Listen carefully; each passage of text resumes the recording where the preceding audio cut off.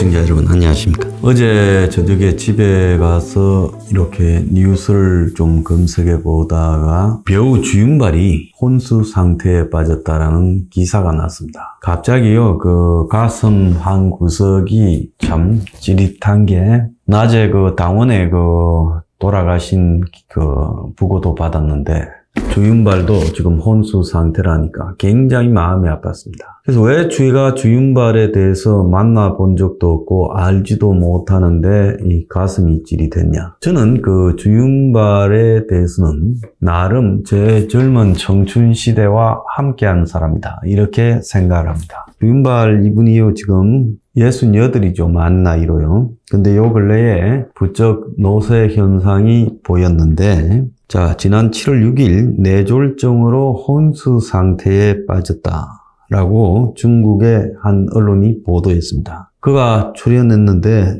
개봉이 지연되던 벨규 아도신이라는 영화가 이제 겨우 개봉이 되어서 홍보 활동을 좀 하던 중에 7월 4일 코로나 이 확진 판정을 받으면서 홍보 일정이 스톱됐는데 주윤발 본인도 이번엔 주에 관객을 극장에서 만나기로 했는데 몸이 지금 이렇게 되어서 코로나 때문에 만날 수 없게 됐다라는 글을 올렸는데 그 이틀 뒤인 6일 코로나가 뇌졸중으로 이렇게 되면서 현재까지 의식이 돌아오지 않고 있다는 거예요. 그래서 각종 중화권의 이런 인터넷에는 안타깝다라는 글들이 올라오고 있는데요. 저는 이분이야말로 홍콩의 영화를 함께 했던 사람이다 이렇게 보고 있습니다. 주윤발의 전성기가 홍콩 영화의 전성기였고 홍콩의 전성기도 맞았습니다. 그런데 주윤발의 세태기는 홍콩의 세태기였고 홍콩이란 도시가 우리 가슴에서 거의 사라져버리고 중국의 하나 도시로 전락했죠. 그래서 80년대, 90년대까지만 해도 주윤발이 이제 대단했고 2000년 초반 10년에도 대단했는데 그 이후 나온 영화에는 별로 주목을 받지 못하고 이제 전설로 남아가는가라는 그런 분위기가 있었습니다. 또 나이가 들은 것 탓도 있지만은 그가 이제 중국 정부에 대해서 성룡이나 견자단 이런 사람들처럼 아부하지 않고 홍콩의 이 민주화를 탄압하는 중국 정부에 대해서 부정적인 시각을 가지고 있었다라는 것은 여러 차례 알려진 바가 있고 본인도 그냥 좀 작게 벌어 살면 되지라고 말한 바가 있습니다. 그러면서 중국 자본으로 만들어지는 대규모 영화에 배제되고 또 나이가 들었고 노쇠 현상이 나타나니까 이제 그도 인생의 항온기를 맞게 됐죠. 홍콩 영화의 전성기는 아날로그 필름, 선명함도 별로 없는 필름에 그리고 가끔 이 홍콩 영화에서의 이 녹음도 별로 좋지 않은 상황에서 홍콩의 뒷골목과 그 뒷골목의 우수, 노스탈자, 낭만 등을 다루는 그런 영화의 홍콩 영화의 본질이 있었어요. 근데 왜 느와르가 프랑스, 미국을 거쳐서 홍콩에서 80년대에 만개했는가? 그것은 97년에 홍콩 반환이라는 그 역사적 사실을 남겨두고 시한부 인생으로서 홍콩에 대한 세기 말적 분위기가 느와르 영화에 가장 맞아떨어졌다는 겁니다. 2차 대전 때 느와르 영화가 망했죠. 카사블랑카나 말타에 매갔죠. 자, 그리고 프랑스에서도 그때 느와르 영화가 많이 나왔습니다. 이제 느와르 영화가 만들어지려면 그 시대의 고유한 분위기가 있어야 된다. 그래서 이 과거에 이제 이 마피아 갱 영화의 느와르가 많던 부분은 검주법 시대였죠. 어둠의 세계는 기본적으로 미래를 기약하지 않는다라는 데 있는 겁니다. 그래서 어두운 세계에 사는 사람들은 내일이 없지요. 그래서 홍콩 영화가 미래를 기약하지 않고 내일이 없는 사람들, 오늘만은 살아가는 사람들의 모습을 비장하게 보여줌으로써 그 영화를 보는 사람들에게 굉장히 이 울림이 크게 다가왔죠.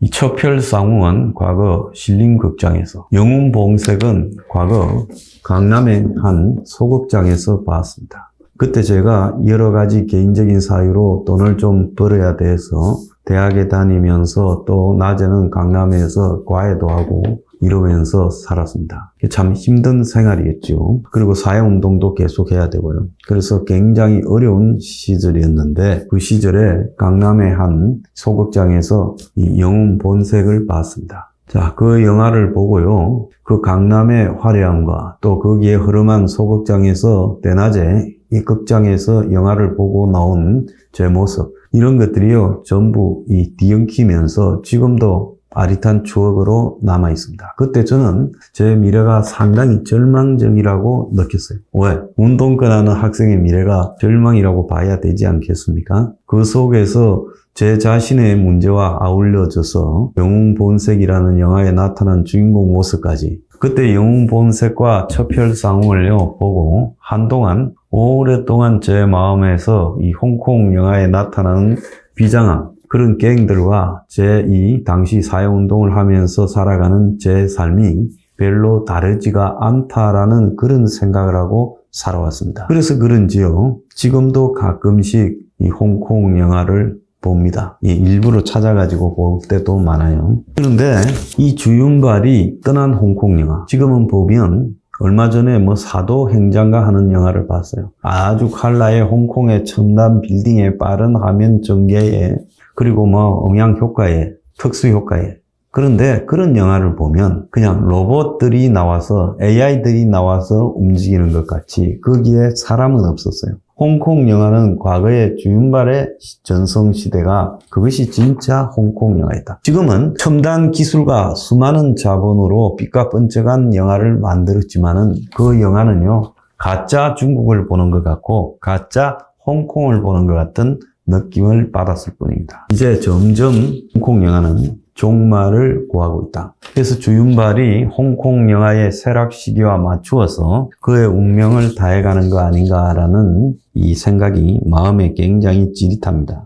홍콩에는 2014년에 우산시가 있었죠. 그리고 또 2019년부터 20년에는 홍콩에 이 보안법에 반대하는 시위가 있었습니다. 그러면서 굉장히 격렬하게 홍콩 시민들이 투쟁을 했어요. 그때 대한민국에서 그들의 지지를 보낸 사람은 그때 앵그리걸로 우리들 외에 별로 없었을 겁니다. 2019년 6월에 당시 우리들 병원 문제, 북한의 밀무역 문제를 제기하면서 그때 홍콩 시위를 지지하는 연대 선언문도 발표를 했습니다. 언론들이 우리를 철저히 무시했을 뿐이죠. 그때가 홍콩의 마지막 저항이었습니다. 97년 홍콩 반환이 사실상 홍콩의 끝이다. 세기 말에 홍콩이 반환되면서 이제 우리의 과거의 오랜 기억 속에 남아있는 홍콩은 그때 사실상 끝났다는 거죠. 어떻게 보면 한국 사람들에게 홍콩은 변화하는 세계에서 변화하지 않고 남아있는 마지막 낭만의 공간처럼 여겨지기도 했습니다. 97년 홍콩이 반환될 때 만들어진 영화 천미밀에서 여명과 장만옥이가 왜 뉴욕 뒷골목에서 만나게 됐을까요? 홍콩도 아니고 중국도 아니고 뉴욕 뒷골목에서. 그것은요, 홍콩을 떠날 수밖에 없는 순수한 홍콩 사람들의 미래를 암시하는 거라고 볼 수 있죠. 무관도2에 보면 홍콩이 이제 끝나고 영국의 홍콩 깃발이 내리고 중국 깃발이 올라가는 그런 장면이 나옵니다. 그래서 제가 그 무관도2를 보면서 마음이 굉장히 뭉클한 적이 있어요. 그래서 이 홍콩의 끝, 그건 이미 97년에 시작됐는데 우리는 홍콩이 그냥 우리 기억 속의 홍콩으로 여전히 남아 있을 것이라고 중국의 50년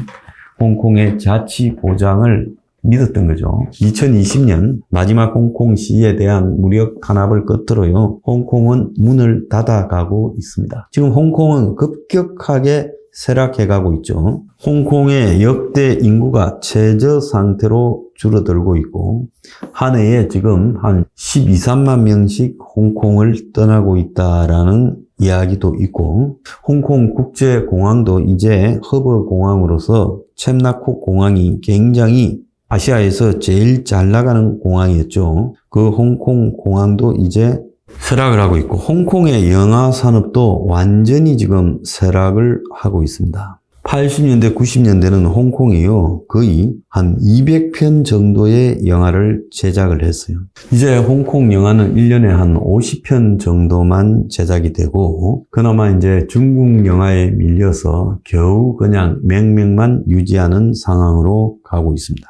자, 이 와중에 아직도 영화에 나오고 있는 성룡은요, 공산당이 되고 싶어요 라고 이야기를 하고 있고, 견자단은 홍콩 시인은 폭동이다라고 말을 했습니다. 그래서 견자단을 이 아카데미 시상식에 참여하지 말도록 말아달라는 그런 청원까지도 지금 있었죠. 얼마 전에 조니 포의 견자단이 나왔는데 참으로 뻔뻔하고 보기 싫다라는 생각을 지울 수가 없었습니다. 주윤발이 이제 떠나가고 있고, 견자단과 성룡이 마지막으로 말벌둥을 치고 있는 이 상황에서 이제 시진핑의 것도 보이고 있다는 겁니다. 시진핑이야말로 그가 임기가 없는 중국의 황제가 되어서 중국의 과거의 영광을 되살리겠다고 설치고 있지만, 지금 중국에서 나타나고 있는 모든 모습들은 중국이 지금 막장으로 가고 있다. 그래서 시진핑이 결국은요, 마지막 중국의 황제가 될 가능성이 거의 확실하게 됐습니다. 그래서 시진핑이 있을 때 중국이 무너진다. 이게 제 확신이에요. 그래서 홍콩이 완전히 무너져 가고 있지만, 시진핑의 퇴장과 더불어서 먼 시간이 걸리지 않고 홍콩도 다시 되살아나게 될 것이다. 홍콩 영화도 다시 되살아나게 될 것이고, 주윤발은 하늘의 별이 될 것이다. 그렇게 생각합니다. 자, 인간적으로 대인이었고, 자기 동료들을 끝까지 뒤를 봐주려고 노력을 하고, 또 이 스텝이나 주변 사람들을 대하는 모습도 매우 인간적이었고, 홍콩 최고의 스타하면서도 차 하나 없이 지하철을 타고 다니고, 허름한 동네 식당에서 밥을 먹고, 사진 찍어달라는 사람은 누구하고도 사진을 찍어주고, 또 홍콩 시에 대해서도 우호적으로 이 공개적 표현도 했고, 또 그로 인해서 탄압을 겪으면서도 그것을 묵묵히 감수했던 주윤발. 그는 8천억이 넘는 자기 재산의 99%를 기부하겠다고 이미 선언을 했습니다. 그가 한 달에 쓰고 다니는 돈은